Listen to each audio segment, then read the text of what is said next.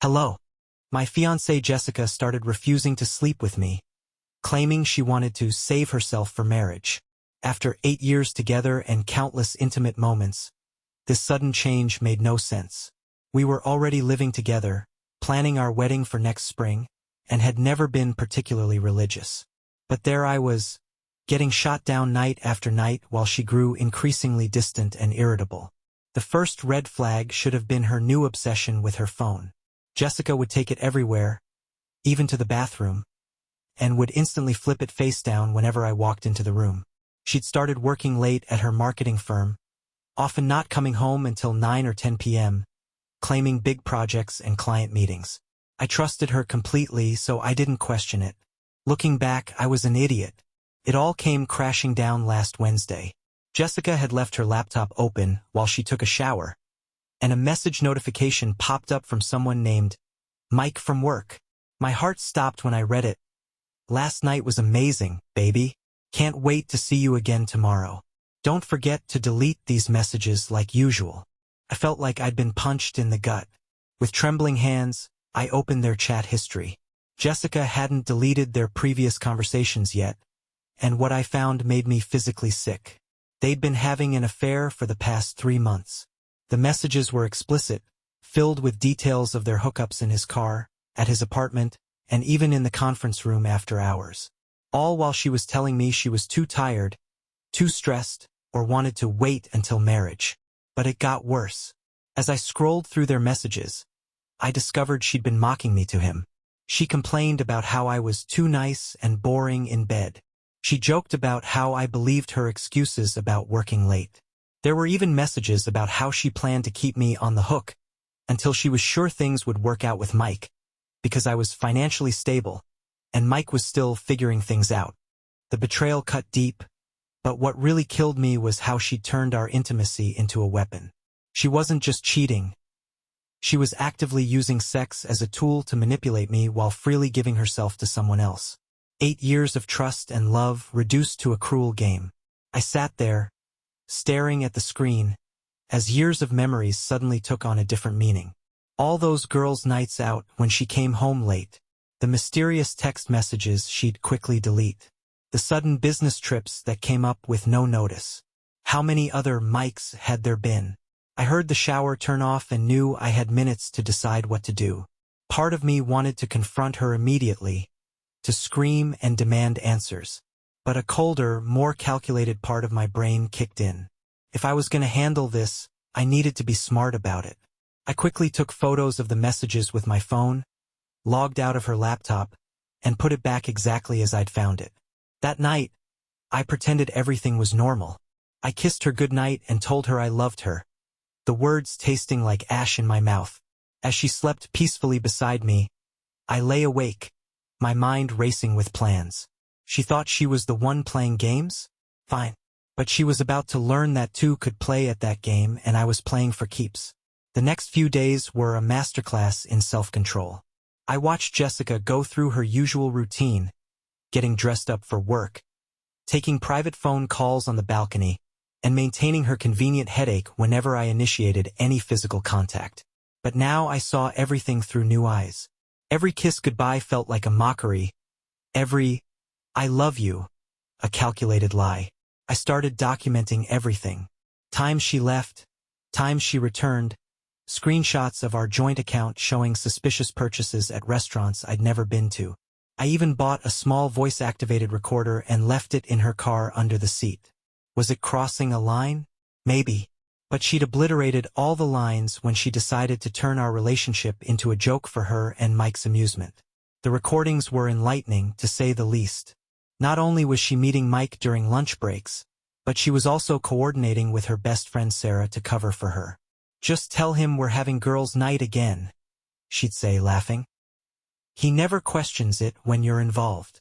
Sarah, who'd been a bridesmaid at my sister's wedding, who'd spent countless holidays at my family's house, was helping Jessica orchestrate the whole thing. But the real kicker came when I heard her talking to Mike about our upcoming wedding. "Don't worry, baby," she cooed. "I'm not actually going to marry him. I just need to keep him thinking everything's fine until you get that promotion. Once you're settled in the new position, I'll break it off. They even joked about how she'd blame me for the breakup, painting herself as the victim of my emotional unavailability. The more I discovered, the more my anger crystallized into something cold and precise. Jessica had spent years crafting her image as the perfect, devoted girlfriend. Everyone in our social circle adored her. She was always the first to organize birthday parties, to help friends move, to bring soup when someone was sick. The thought of her continuing to play the saint while betraying me was unbearable. I needed more than just evidence of the affair. I needed to understand the full scope of her deception. So I hired a private investigator, Tom, who specialized in infidelity cases. Man, I've seen some cold-hearted stuff, he told me after our initial meeting.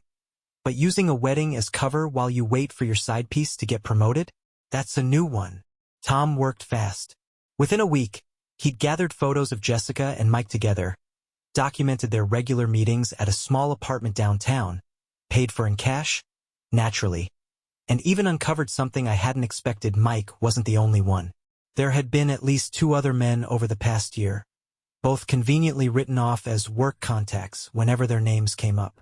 The final straw was discovering she'd been siphoning money from our joint savings account into a private one. Small amounts, nothing I'd notice immediately, $100 here, $200 there.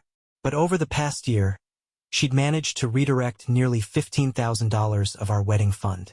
When I confronted the bank, they showed me the transfer forms, all authorized with my forged signature.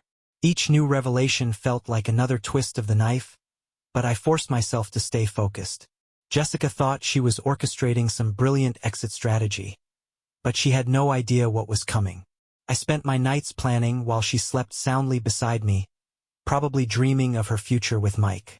The irony of her saving herself for marriage excuse became more bitter with each passing day. As I gathered my evidence and set my plan in motion, I thought about all the times she'd made me feel guilty for questioning her late nights or expressing any insecurity about our relationship. "Don't you trust me?" she'd ask, her eyes wide with practiced innocence. After everything we've been through together? The performance deserved an Oscar, really. But the show was about to end, and the final act would be one she'd never see coming. 2 weeks into my investigation, Jessica's behavior took an unexpected turn. She started becoming more affectionate, peppering me with random, "I love you" texts throughout the day and suggesting we start planning more details for the wedding. I soon discovered why Mike had failed to get his promotion. Their careful timeline was falling apart. I found this out through their panicked phone conversations, caught on the recorder in her car. "What do you mean they chose someone else?" she hissed during one call. "This wasn't the plan, Mike. I can't keep this charade up much longer. Do you know how hard it is to keep making excuses about why I won't sleep with him?" The desperation in her voice would have been almost comical if it hadn't made me sick to my stomach. Their solution. Jessica decided to reconnect with me while Mike worked on finding a new job. That evening, she came home with my favorite takeout and wearing the lingerie I'd bought her for Valentine's Day. She was all apologies about her recent stress and emotional distance, claiming she'd had a breakthrough in therapy. When she started kissing my neck, I had to fight back the urge to recoil. "I've been thinking," she purred. "Maybe we don't need to wait until the wedding after all." The same lips that had been all over Mike hours earlier, now trying to seduce me as part of their backup plan. I made an excuse about an early meeting and spent an hour in the shower, feeling like I needed to scrub my skin raw. The next day, Tom the PI delivered another bombshell. He'd managed to get access to Jessica's private email account, the one she didn't think I knew about. There were messages going back years, detailing a pattern of relationships with married men, careful manipulations, and calculated exits. She had it down to a science. Find a successful man, build a life with him, line up a better option, then orchestrate a breakup that left her looking like the wounded party. But the most gut-wrenching discovery was an email thread with Sarah from 6 months ago, where they discussed how to handle me. "James is different from the others," Jessica wrote. "He's got real potential for long-term stability, and his family has serious money. We need to be smart about this. I can't just ghost him like the others." They went on to discuss various strategies, including the possibility of a quick marriage and quicker divorce if things with Mike didn't work out. The methodical way they discussed my future, like I was some investment to be maximized, made something snap inside me. This wasn't just about an affair anymore. This was about 8 years of calculated deception, about someone systematically dismantling my trust while plotting to exploit me financially and emotionally. I spent that night in our guest room, claiming a migraine. As I lay there, listening to Jessica's fake concerned questions about whether I needed anything, I finalized my plan. The pieces were all in place, the evidence gathered, the necessary calls made, the arrangements set up. All that remained was the timing. The next morning, Jessica announced she'd planned a special dinner for us that weekend. "Just the two of us," she said, touching my arm with practiced tenderness. "We need to reconnect, baby. I miss us." I agreed enthusiastically, watching her face light up with what she thought was victory. She had no idea she'd just handed me the perfect opportunity for what I had planned. As she left for work that morning, I caught a glimpse of her texting Mike, "It's working. Give me 2 more weeks to get everything back on track." I allowed myself a small smile. 2 weeks? She wouldn't need nearly that long. The countdown to Saturday's dinner had begun, and with it, the end of Jessica's carefully constructed house of cards. The days leading up to Saturday's dinner were a strange dance of deception. Jessica doubled down on her efforts to fix our relationship, even suggesting we look at wedding venues again. Each morning, she'd leave little love notes around the apartment, saccharine messages about our future together that made my skin crawl. The woman who'd spent months mocking me to her lover was now playing the role of devoted fiancée with Oscar-worthy commitment. I played along, matching her performance with one of my own. "Maybe we should invite Mike from your office to the wedding," I suggested casually over breakfast on Thursday. "Since you work so closely with him." The flash of panic in her eyes was brief but unmistakable, quickly masked by a practiced smile. "Oh, I don't think that's necessary," she replied, suddenly very interested in her coffee. "He's not really the wedding type. And besides, we're trying to keep the numbers down. Remember?" The same excuse she'd used when I suggested inviting my college friends. The wedding she had no intention of ever letting happen. The night before our special dinner, Jessica came home later than usual. The recorder in her car captured her final meeting with Mike. "Just stick to the plan," she told him. "James is completely clueless. He's actually being sweeter than ever. Once things settle down at your new job prospect, we can figure out our next move." Mike's response was less confident. "I don't know, Jess. Something feels off." "Are you sure he doesn't suspect anything?" If they only knew. While they were having their little strategy session, Tom was helping me execute the first phase of my plan. We'd already sent copies of all the evidence, photos, bank statements, recorded conversations, email threads, to key people. Our family's closest friends, her boss, and most importantly, Mike's wife, Emily. Yes, wife. Turns out our friend Mike had conveniently forgotten to mention his marriage of 5 years and 2 young kids when he started sleeping with my fiancée. The email was set to hit everyone's inboxes at exactly 7:30 p.m. tomorrow, right in the middle of our romantic dinner. But that was just the beginning. The real surprise would come from what I discovered about Jessica's creative accounting at work. Those long hours at the office weren't just for meeting Mike.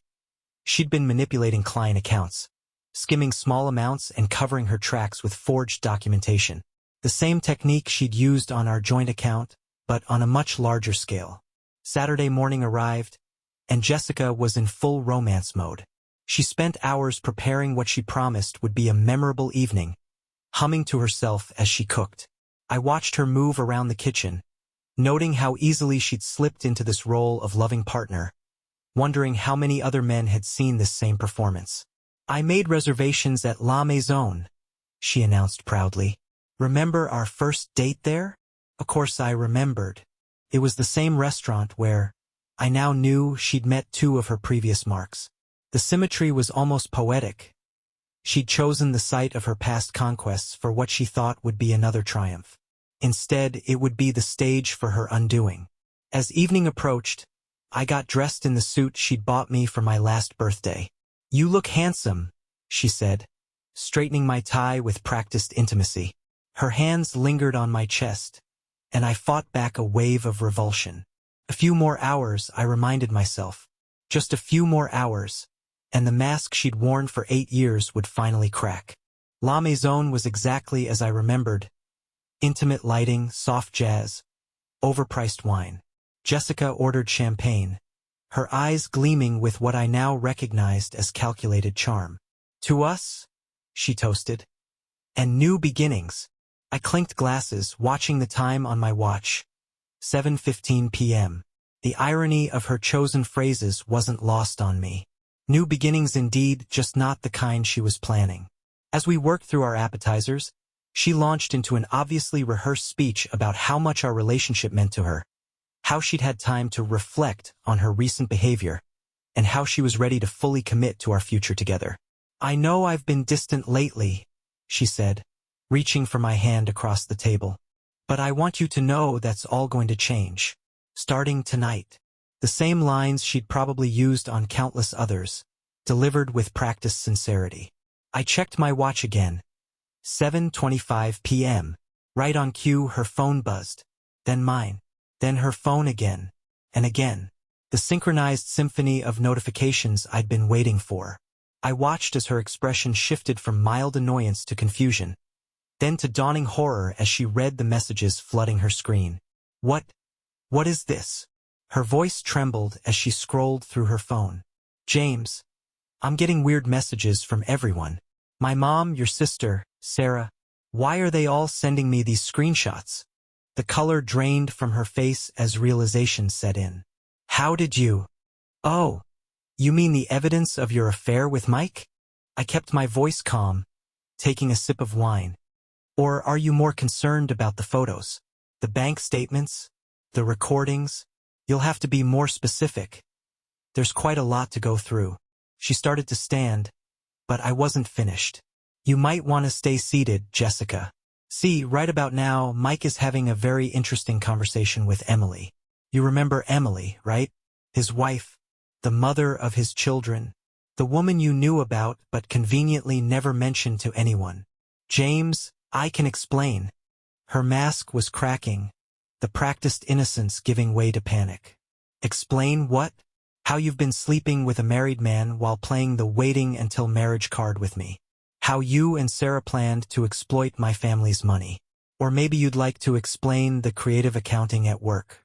Because I'm sure the SEC will be very interested in your explanation for that." The mention of her financial schemes hit home. Her face went from pale to ashen. "You wouldn't. I already have. Check your work email. The audit team received an anonymous tip about an hour ago, with quite a detailed paper trail.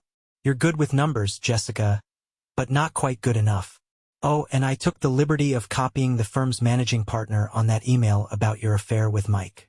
Sexual relationships between managers and their direct reports are against company policy, aren't they?" She was hyperventilating now, mascara starting to run as she frantically scrolled through her messages. "My reputation, my career. You've ruined everything." No, Jessica. "You did that all on your own. I just made sure everyone else could see behind the mask." I stood up, placing several $100 bills on the table. "Dinner's on me. Consider it a parting gift. You're going to need the money for a good lawyer." As I walked out of La Maison, I could hear her starting to sob, her carefully constructed world crumbling around her. The maitre d' gave me a knowing look. He'd probably seen similar scenes play out before, though perhaps not quite so dramatically. Outside, the night air felt clean and crisp. My phone was still buzzing with reactions to the evidence I'd sent, but they could wait. I had one more stop to make. Emily had agreed to meet me for coffee. We had a lot to discuss about the people we thought we knew, and the lies we'd both been living with. As I drove away, I caught a glimpse of Jessica in my rearview mirror, rushing out of the restaurant, mascara streaked down her face, frantically trying to call someone Mike, probably, though he was likely a bit preoccupied with his own imploding marriage. The sight didn't bring me joy exactly, but there was a certain satisfaction in watching karma finally catch up with her. 8 years of manipulation and lies had come to an end in a single evening. It wasn't the closure I'd imagined when I first bought that engagement ring, but it was the closure I needed. Sometimes the best revenge isn't just exposing the truth. It's making sure that truth follows them everywhere they go. Thank you for listening the story to the end. Write your thoughts about it in the comments and do not forget to subscribe. See you in the next videos. Bye.